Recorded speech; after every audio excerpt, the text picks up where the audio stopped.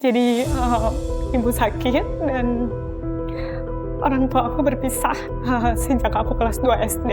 Aku cuman murung, aku berniat seperti itu supaya menghukum orang tua aku nih, pilihan kamu bikin aku berantakan gitu. Bapak itu jadi orang tua yang bener-bener ada buat aku sih. Itu kakak tahu nggak name aku berapa?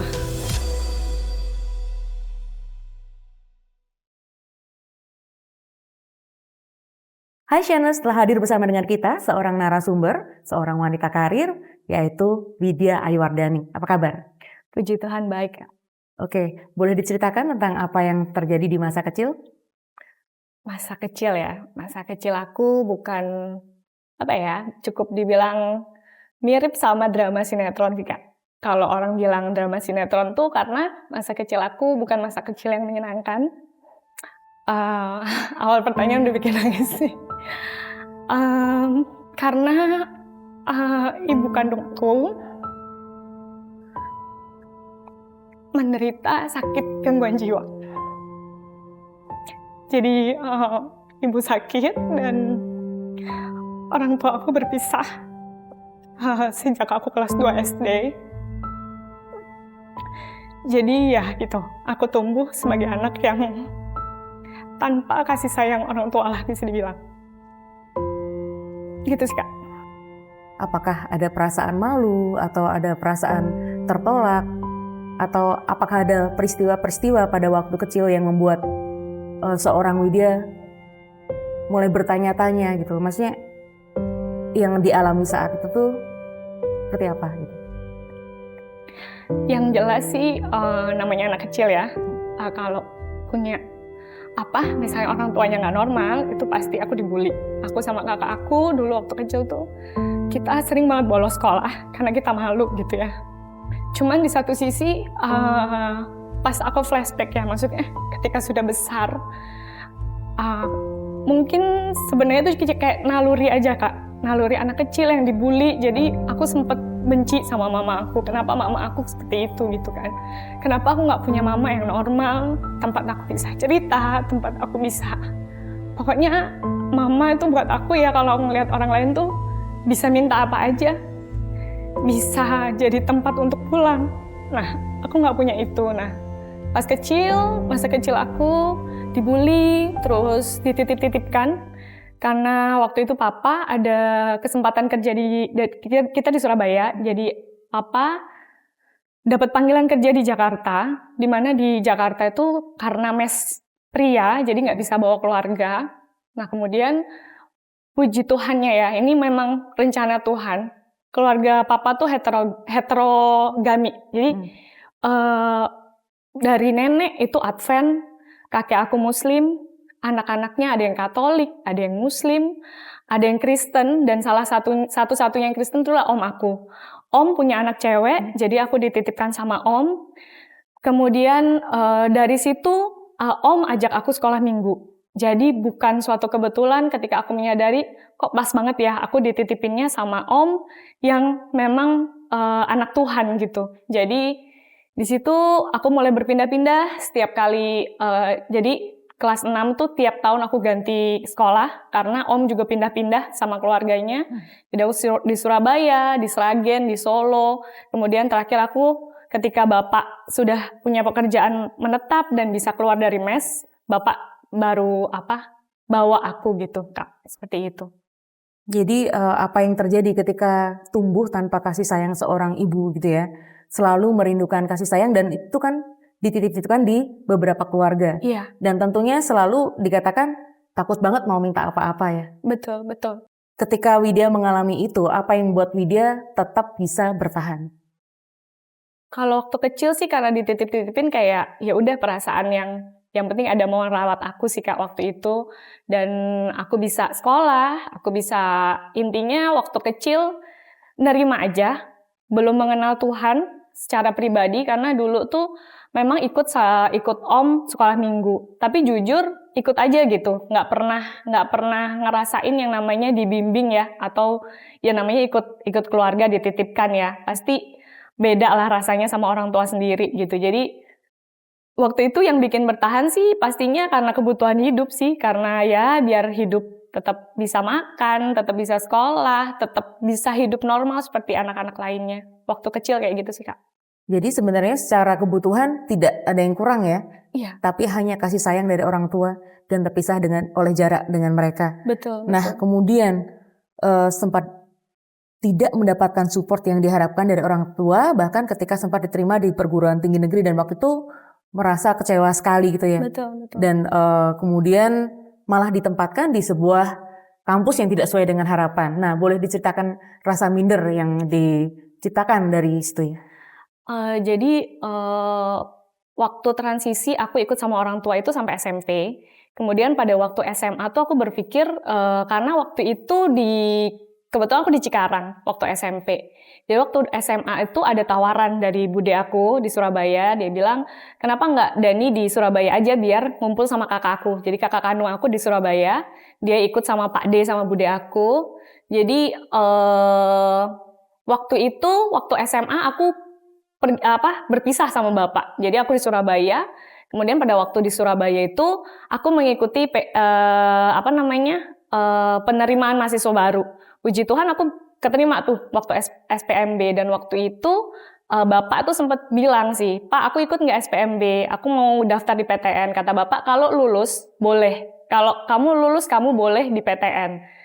Pada saat itu aku coba, aku masukin 2 nama kampus di Surabaya dan puji Tuhannya keterima gitu.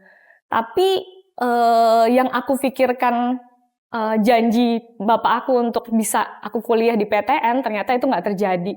Jadi waktu itu bapak tarik aku dari Surabaya ke Cikarang untuk kuliah di sini.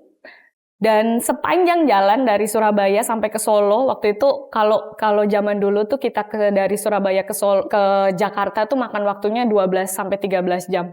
Itu aku dari Surabaya sampai Solo tuh aku nggak berhenti nangis dan nggak ngomong apa-apa sama orang tuaku karena mereka tuh kayak ngerenggut mimpi aku sih. Kayak aku tuh udah berpikir, aku udah berusaha dan bapak aku udah janjiin kalau memang aku lulus aku boleh kuliah di PTN yang aku mau waktu itu. Kemudian tiba-tiba ditarik ke sini karena bapak dapat teguran dari keluarga.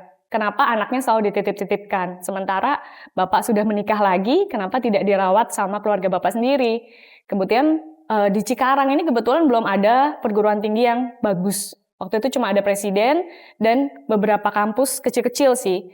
Cuman orang tua aku tuh bukannya nanya aku mau kuliah di mana, tapi emang didaftarinya yang paling terjangkau lah ibaratnya. Dan aku berpikir, kenapa sih aku nggak punya kehendak untuk, bahkan pada saat aku besar, dari kecil pun aku tidak dirawat, pas besar pun aku nggak punya kehendak untuk menentukan aku kuliah di mana gitu.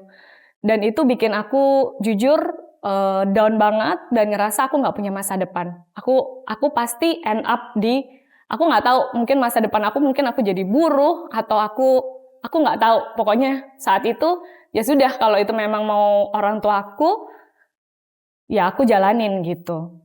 Kemudian singkat cerita sih, tapi justru itu, di situ aku ketemu sama Tuhan. Jadi masa sebelum aku ke Cikarang, aku flashback sebentar ya. Jadi perjumpaan aku sama Tuhan Yesus itu justru ketika aku SMA. Ketika aku tumbuh besar, itu aku memang karena sering dititip-titipkan, aku selalu berpikir aku harus berprestasi. Karena kalau aku nggak berprestasi, itu pasti aku bikin malu orang tuaku. Aku satu bikin malu orang tuaku, yang kedua aku makin dibully, kayak makin ya udahlah, emang nih anak nggak punya masa depan gitu. Ya udah sekolah aja. Jadi selama SD sampai SMP aku selalu ranking 1. Pada saat aku pindah ke Surabaya, mulai tuh ternyata kompetensi di Jawa Barat aku ngerasain waktu itu di Cikarang sama di Surabaya tuh beda banget. Di sini aku ranking 1, di sana aku bisa ranking 7 gitu. Dan kemudian pada saat kelulusan, karena aku udah terpatri di otak aku, kamu harus ranking, itu bikin aku jadi stres jujur Kak. Waktu itu kayak tuntutan aku tuh harus berprestasi gitu. Sementara aku tuh nggak bisa gitu. Waktu ujian kelulusan, saat masa-masa kelulusan itu, standar kelulusan adalah dulu ada NEM ya, namanya NEM itu minimal 4. Jadi ada 3 mata pelajaran yang diujiankan, bahasa Inggris, bahasa Indonesia, dan matematika. Dan kelemahan aku di matematika. Dulu kalau misalnya ujian tuh 30 soal matematika. Dan aku berpikir nih, berarti kalau 30 soal, kalau NEM kita 10, berarti tinggal dibagi 3 dong. Jadi kayak misalnya soalnya 30 dibagi 3, aku harus bener 13 untuk bisa mencapai 4,33. Syarat kelulusan. Syarat kelulusan. Jadi ketika aku mengerjakan matematika, aku inget banget, aku cuman bisa pasti itu 10 soal. Itu ABC dari A sampai E, itu ada 5 kemungkinan possibility. Dan aku bertumbuh di masa-masa aku tidak mengenal Tuhan sama sekali. Aku ke gereja liturgi waktu SMA itu, tapi aku tidak pernah berkomunitas. Aku tidak pernah membaca Alkitab, aku tidak pernah berdoa. Jadi aku benar-benar nggak kenal siapa namanya Tuhan Yesus. Aku hanya tahu agamaku Kristen gitu. Jadi pada saat kelulusan, waktu kelulusan sebelumnya itu tante aku Katolik, dia kasih aku rosario. Aku tuh tahu cara berdoa itu cuma Bapa Kami. Ketika kelulusan aku bisa kerjain 10, sehabis aku mengerjakan matematika aku langsung menangis. Karena aku nggak bisa ngerjain 13. Aku ingat banget aku nggak bisa ngerjain 13, aku cuma bisa ngerjain 10 soal, lainnya itu aku benar-benar nebak. Jadi setelah mengerjakan soal, kami satu kelas tuh 7 orang, kami menangis karena aku huruf W.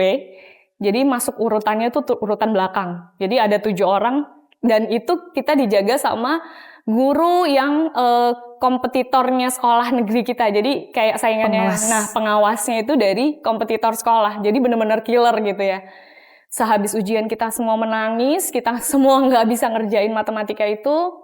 Kemudian pengumumannya baru diumumkan sebulan kemudian.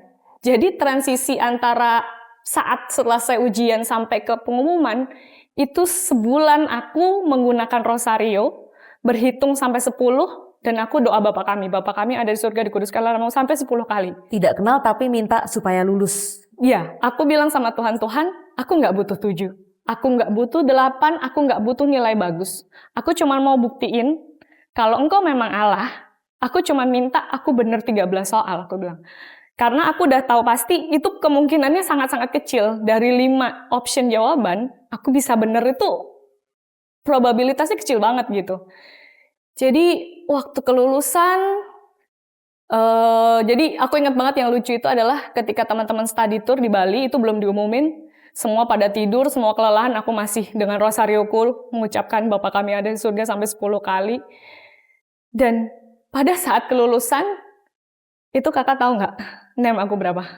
4,33. Pas buat lulus. Pas buat lulus, mungkin itu suatu hal yang memalukan ya. Maksudnya kok bangga gitu punya nilai segitu gitu ya. Di ijazah tuh bahasa Indonesia 9, bahasa Inggris 9, matematika 4,33. Tapi buat aku itu saat aku benar-benar ketemu sama Tuhan. Jawaban Maksudnya, doa. Jawaban doa di tengah-tengah yang aku pikir itu miracle buat aku, Tuhan. 3 soal itu pembuktian bahwa aku tuh memang ada di matanya Tuhan gitu loh. Jadi kayak suatu yang mungkin dipikir orang malu, tapi buat aku itu adalah saat aku mengenal Tuhan secara pribadi. Kemudian papa bawa aku ke Cikarang, aku kuliah di tempat yang mungkin orang-orang semua ngebully lagi gitu. Maksudnya nggak ada yang bisa dibanggain karena di tempat kuliah itu adalah tempat orang-orang yang emang udah nggak tahu lah mau kemana kuliah, asal kuliah aja gitu.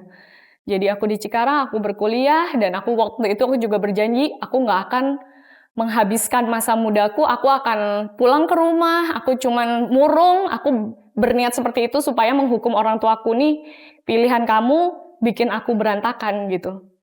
Tapi ternyata nggak seperti itu. Jadi sebenarnya itu bukan akhir dari hidup.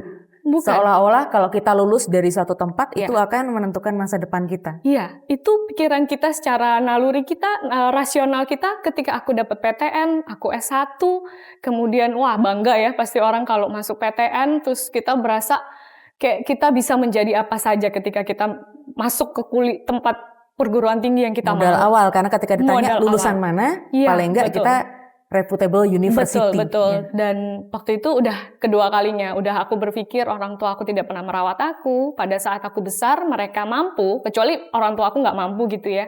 Papa aku puji Tuhannya sih selama merawat aku sama kami hidup, itu papa bercukupan. Jadi bahkan sempat renov rumah sampai 2 lantai. Jadi aku berpikir kayak orang tua aku tuh sebenarnya sanggup menguliahkan aku di tempat yang proper. Tapi dia memilih untuk menyekolahkan aku di tempat yang sebenarnya ya itu pilihan terakhir lah kalau orang nggak bisa kuliah atau apa gitu ya. Jadi apa ya Kak, di saat itu aku berpikir ya, masa depanku nggak ada, masa depanku udah cukup, aku akan menjadi buruh pabrik, aku udah pikiranku seperti itu aja. Tapi justru di situ aku mengenal Tuhan. Ketika aku di Cikarang, aku yang tadinya nggak pernah berdoa, aku yang tadinya nggak pernah berkomunitas, jadi di Cikarang aku ketemu sama gereja karismatik. Di situ gereja kecil, jadi benar-benar kita inilah ya, aku dirangkul ya secara komunitas, mereka sering ngajak aku berdoa, dan aku tuh benar-benar kenal Tuhan di situ. Aku lahir baru, ketika justru aku berpikir di Cikarang aku nggak akan jadi apa-apa. Di Cikarang aku akan end up gitulah ibaratnya. Tapi justru masa titik terendah yang aku pikir aku nggak punya masa depan. Aku ketemu sama Tuhan. Aku punya relationship pribadi dan oke, aku udah terima. Oke, aku udah mengenal Tuhan. Itu sangat berharga buat aku. Tapi aku masih berpikir bahwa oke, kenal Tuhan, tapi aku belum tahu masa depanku seperti apa karena aku selalu menjudge diriku, aku bukan lulusan yang dari tempat yang bagus gitu. Jadi untuk nyari kerja, aku pasti akan berdarah-darah lah ibaratnya. Jadi masa depan kita ditentukan oleh selembar kertas itu ya. Iya. Jadi kalau nggak ada cap PTN-nya, agak Iya. susah untuk masuk kemana-mana. Benar, itu kayak aku nilai diri aku. Dari selembar kertas itu aku berpikir bahwa aku nggak akan jadi apa-apa. Oke, setelah melewati masa demi masa, kemudian flashback ya, dulu berpikirnya, wah dengan ijazah seperti ini saya bisa sampai kemana gitu ya. Tapi apa yang Tuhan buktikan, apa yang Tuhan tunjukkan, apa yang Tuhan lakukan dalam kehidupan Widya sehingga bisa melihat bahwa semuanya itu adalah tangan Tuhan. Ketika aku flashback, memang dalam perjalanan sampai sekarang ini, aku sadar benar-benar Tuhan tuh tunjukin banget sih. Kalau bukan karena Tuhan, itu aku nggak mungkin kayak sekarang lah ibaratnya. Awal-awal mungkin di awal karir aku jadi guru les untuk bisa jadi guru les private. Waktu itu teman gereja aku Bang John, dia bergereja juga di MDC. Dia bagi anak muridnya sama aku. Jadi untuk aku bisa punya uang saku lebih, aku jadi guru private. Terus kemudian ada yang nawarin pekerjaan waktu itu. Pekerjaannya tuh aku ingat banget gaji pertama aku tuh nggak nyampe 1.900.000. Dan itu aku udah yang seneng banget sih. Itu kayak keringat pertama aku gitu ya. Dan aku lari dari satu perusahaan ke perusahaan tuh nggak progres banget. Cuman ya ke PT aku jadi staff itu gajinya cuman 1,3 dan lucunya waktu itu slip gaji aku tuh diketemuin sama teman aku yang kerja di salah satu pabrik minyak yang terkenal banget lah. Dia lihat slip gaji aku dan dia bilang, "Widya, ini uang makan aku," katanya. "Gaji kamu tuh uang makan aku," gitu. Di situ aku juga bilang, "Aduh Tuhan, aku mau sampai kapan ya kayak gini," gitu. Tepat aku ingat di tahun aku lulus, aku kerja itu sekitar berapa kali ya aku ganti perusahaan itu sekitar 3 kali. Pertama aku perusahaan Korea, terus perusahaan Korea lagi, kemudian terakhirnya ini aku sebelum di perusahaan yang terakhir ini aku di perusahaan lokal. Di situ puji Tuhannya ketika aku berkomunitas, aku mengenal namanya pelayanan. Di situ aku pelayanannya, aku ingat banget pelayanannya aku kerjakan waktu itu ngebersihin gereja. Jadi aku sama temen aku bertiga, itu kita selalu pulang terakhir kita bersihin gereja. Termasuk toilet? Nggak toilet sih, tapi ruangan sekolah minggu, ruangan atas kita bersihin dan itu anehnya sukacita banget. Jadi kayak mungkin orang-orang anak-anak muda di luar sana kayak ngapain gitu kan ya. Tapi aku sama teman aku bertiga ini seneng banget ngerjain itu. Dan aku percaya ya, segala sesuatu yang kita kerjain dengan sukacita, itu Tuhan perhitungkan. Waktu itu aku dapat promosi di kerjaan lama. Jadi tadinya aku ngurus faktur-faktur, aku cuman bener-bener back office. Tiba-tiba bosnya itu minta aku jadi sekretaris sama jadi asistennya dia. Waktu itu sempat kerja dibully lagi itu karena kayak wah ini sama bos gitu kan ya kok bisa gitu tiba-tiba bos ini mau aku jadi asisten pribadinya padahal tadinya aku ngurus faktur gitu.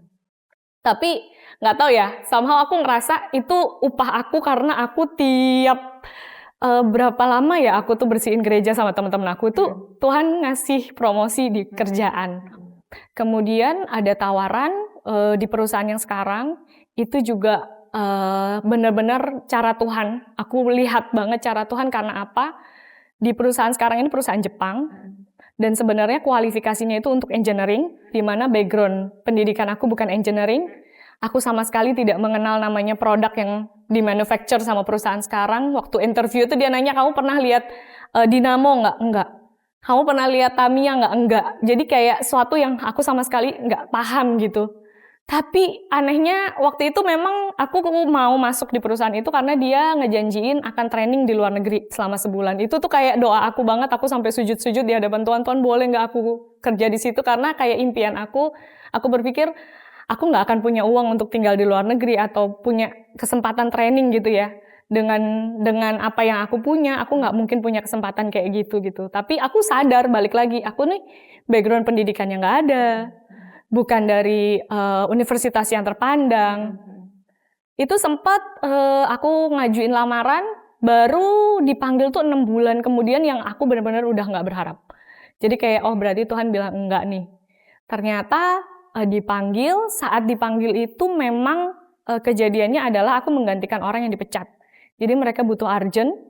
Kemudian karena Tuhan sebelumnya pakai aku yang tadinya aku ngerjain faktur, kemudian aku jadi asisten pribadinya bos, itu aku punya beberapa skill. Jadi udah sempat menguasai sales support, menguasai beberapa ranah pekerjaan, itu yang membuat aku diterima kerja di perusahaan sekarang. Jadi kayak hulu ke hilir dia nyari yang all out lah, yang bisa mengerjakan banyak hal. Nah puji Tuhannya, meskipun aku nggak punya background pendidikan dan aku ngelihat teman-teman di perusahaan sekarang semuanya dari lulusan yang reputasinya bagus ya, aku bisa di situ, itu suatu hal yang buat aku, dan aku nggak punya background pendidikan engineering gitu ya, aku tempatnya di situ, dan aku bisa bertahan sampai 8 tahun, sampai sekarang, itu buat aku, kalau bukan karena Tuhan, itu kayak Tuhan tuh lagi nunjukin di depan mata aku, semua ini bisa terjadi itu memang benar-benar karena Tuhan. Karena tangan Tuhan yang bekerja di balik semuanya, bukan karena kamu Widya gitu. Ya mungkin memang ada usaha kita yang kita lakuin pastikan untuk kita bisa kerja dengan baik. Tapi aku percaya banget semua itu karena kemurahan Tuhan sih Kak. Jadi kayak mengubah mindset yang sebelumnya ya. Iya. Seolah-olah masa depan kita ditentukan oleh selembar kertas. Iya. Dan itu ternyata kalau kita berjalan dengan Tuhan, banyak keajaiban ya. Iya, benar banget. Enggak kita bisa pikirkan sama sekali, benar Kak, benar. Oke, baik. Kemudian tentunya dengan banyak mengalami pergumulan dan mengalami terobosan, kemudian masuk nih ke masa-masa pernikahan. Iya. Nah, dengan kurangnya kasih sayang di masa kecil, kemudian apakah itu mempengaruhi ketika masuk dalam kehidupan pernikahan? Pasti pengaruh banget ya Kak ya, karena aku ibaratnya dari keluarga broken home, jadi aku mendambakan sebuah keluarga yang sempurna. Terus aku ketemu dengan Adri, di mana Adri ini juga dia papanya sudah meninggal dari dia kecil, jadi dia dibesarkan oleh mamanya, single parent. Kemudian mamanya nggak kuat untuk besarin Adri, jadi Adri dititipkan di nenek gitu ya. Nah sempet tuh waktu kita kenalan, aku PDKT, aku tahu backgroundnya dia, dan aku sempat mikir, oh kita senasib nih, kita senasib banget nih, kita sama-sama sebenarnya butuh kasih sayang, dan aku malah berpikir, siapa tahu kalau dia sama-sama aku juga, jadi dia tahu apa yang aku butuhin gitu kan. Tapi ya ketika kita ternyata ya bener, tapi bener-bener Adri itu jawaban doa dari Tuhan. Karena waktu itu aku bilang sama Tuhan, kalau ditanya, pengen pria seperti apa? Aku pengen pria yang pelayanan, satu. Waktu itu Adri di Wahana Visi, jadi dia bergerak kerjanya di Wahana Visi. Kemudian aku bilang, Tuhan boleh nggak aku punya calon suami tinggi? Aku bilang gitu, karena aku suka cowok tinggi waktu itu. Dan itu semua ada di Adri gitu. Terus kita ketemu, Adri ikut ngajar waktu itu, kita sama-sama ngajar di di hari Sabtu. Adri tuh dari BSD, dia bela-belain ikut ngajar gitu kan. Di situ dia mulai PDKT, dan aku ngerasa ya ini memang jawaban dari Tuhan, karena aku bilang sama Tuhan, Tuhan aku maunya cowok yang pelayanan, cinta Tuhan, sama yang tinggi. Jadi speknya tuh kayak ada di Adri semua. Seiring dengan waktu kita married, dan it's not easy karena kita sama-sama, Adri tidak tahu bagaimana caranya mengkomunikasikan, karena dia nggak dapet itu juga gitu, nggak dapet itu juga ketika dia bertumbuh, ketika dia bertumbuh, ketika dia nggak ada sosok seorang papa ya, menjadi leader. Jadi itu banyak hal yang aku tuh kecewa gitu sama dia. Kok yang aku pikir aku punya keluarga, aku bakal bisa punya keluarga yang aku mau. Tapi nggak kayak gitu. Ternyata di pernikahan ini aku sama Adri tuh sama-sama belajar gitu. Bahwa memang hubungan suami istri itu seperti segitiga. Titik A, B, C. Titik A aku, titik B Adri. Jadi kita kasihnya bisa berkelanjutan itu kalau kita ada titik C, yaitu Tuhan. Jadi dia yang bikin kasih aku sama Adri itu nggak akan habis gitu ya, ibaratnya nggak cuma satu gitu ya, tapi tetap terus berlanjut. Jadi aku sama Adri benar-benar dalam hubungan ini, meskipun kita sama-sama broken home ya ibaratnya, tapi kita sama-sama belajar bagaimana kita menjadi dewasa, terus banyak hal yang Tuhan singkapkan ya. Menurut aku pribadi menikah itu mengenai bagaimana kita bisa, bukan mentolerir ya, ibaratnya bagaimana kita bisa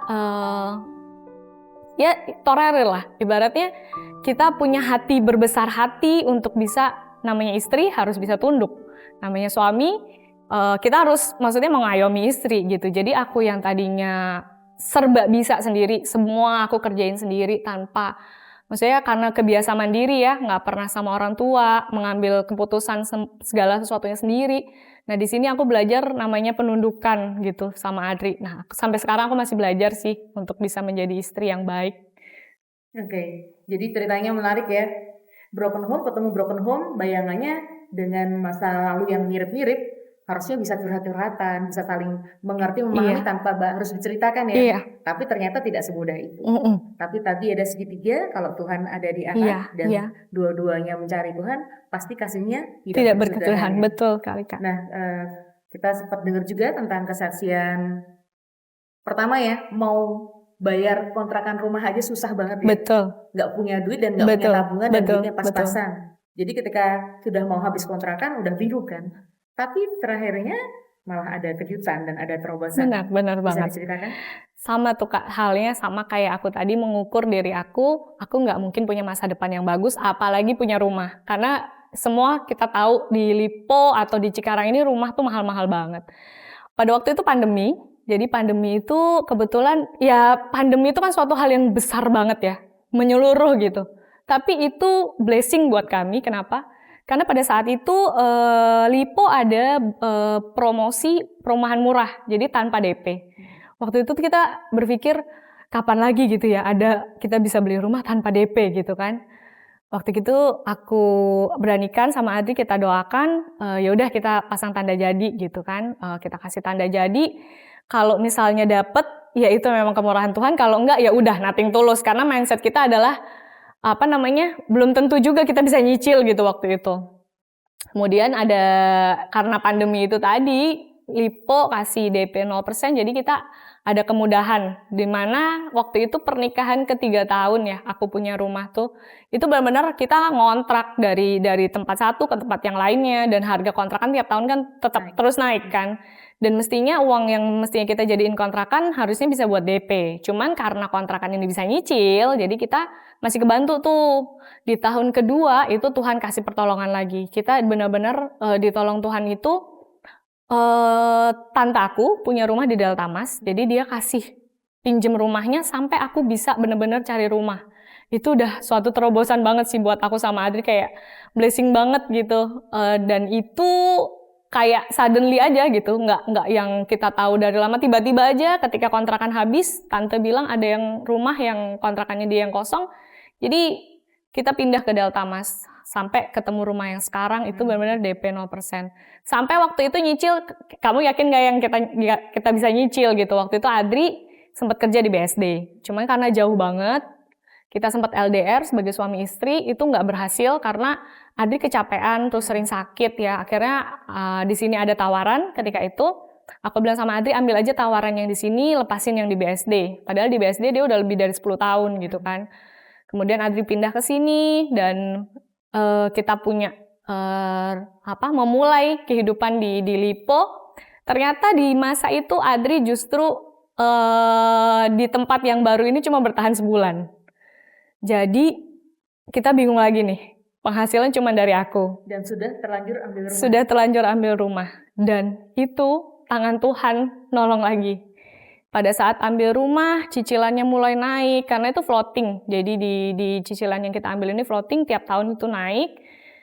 Tuhan kasih promosi di kerjaan yang aku pikir gak mungkin di level itu aku bisa dapetin promosi pekerjaan seperti itu gitu. Karena timingnya pas ketika cicilan rumah naik, Tuhan kasih aku promosi gitu kan. Padahal aku berpikir gak mungkin di level itu ditempati, kan aku lulusan D3 Kak. Jadi di level itu promosi pekerjaan justru datang. Itu benar-benar kali kesekian Tuhan tunjukin. Itu benar-benar karena aku, Widya. Jadi karena kemurahan Tuhan lagi, kita bisa nyicil rumah, kemudian ada tawaran kerjasama ya dari temen, kita join bisnis, itu bisa membuka penghasilan baru buat Adri. Ketika itu kita bisnis bareng, kita seperti kesaksian awal ya, kita bisnis bareng, kita buka dan itu jalan, puji Tuhannya. Jadi ya tercukupi jadinya. Jadi yang tadinya kita berpikir, kalau nggak bisa nyicil, kita mau over kredit dan kita jual rumahnya. Kita jadiin itu DP. Tapi ternyata sampai sekarang Tuhan kasih kemampuan untuk bisa nyicil rumahnya sih. Meskipun, udah sempet deg-degan juga. Jadi Tuhan pelihara ya? Tuhan pelihara, puji Tuhan.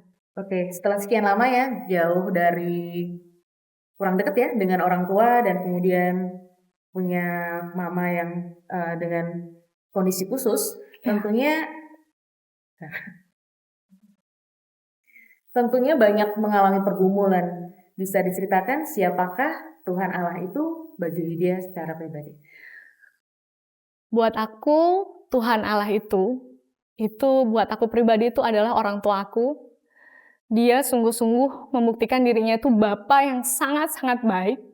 Jadi tiap kali aku tuh denger ya lagu tentang kebaikan Tuhan gitu, yang bunyinya, dengan apa kan ku balas segala kebaikanmu. Aku tuh flashback setiap musim hidup aku yang aku lalui dari masa kecil sampai aku bertumbuh besar gitu ya. Tuhan itu Tuhan yang selalu ada di samping aku gitu ya. Even aku nggak ngomong gitu, karena aku terbiasa dititipkan ya di keluarga, jadi aku nggak pernah punya aku nggak pernah bisa minta gitu, ibaratnya minta kayak anak-anak lain, mah minta HP atau mah boleh nggak beli sepatu atau apapun. Sampai aku juga berpikir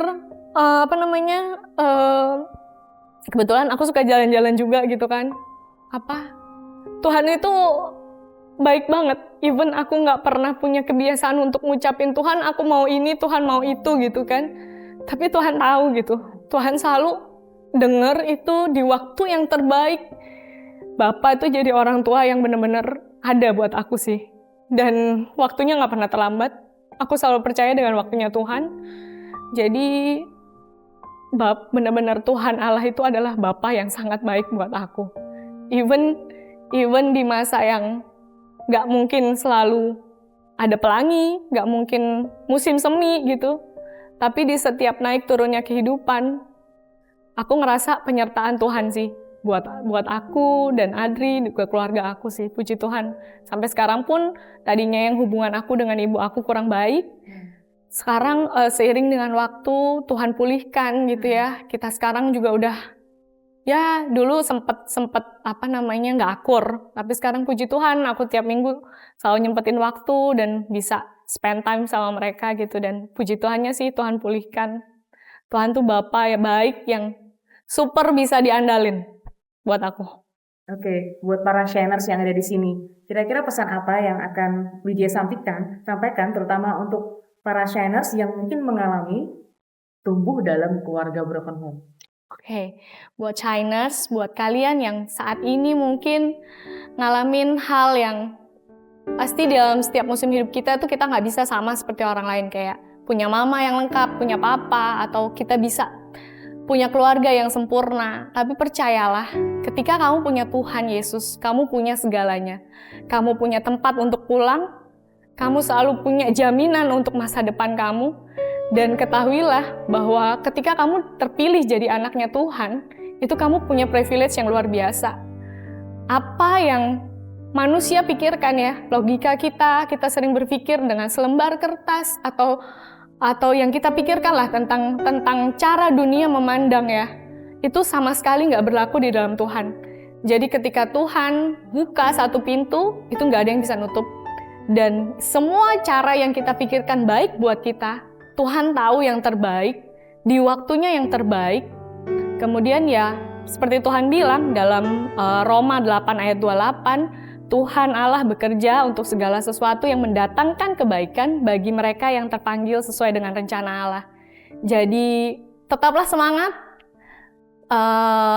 tetap kerjakan keselamatan kita ya. Selama kita masih punya semangat itu, percayalah Tuhan itu ngelihat, CCTV-nya Tuhan tuh selalu ngelihat kita, dan tinggal tunggu waktunya aja kita bisa menuai dengan sorak-sorai. Itu sih Kak. Wow, terima kasih Widya atas sharingnya. Sama-sama Kak. Oke, sampai jumpa Shaina di episode berikutnya. Sampai jumpa. Bye. Bye, Tuhan Yesus memberkati.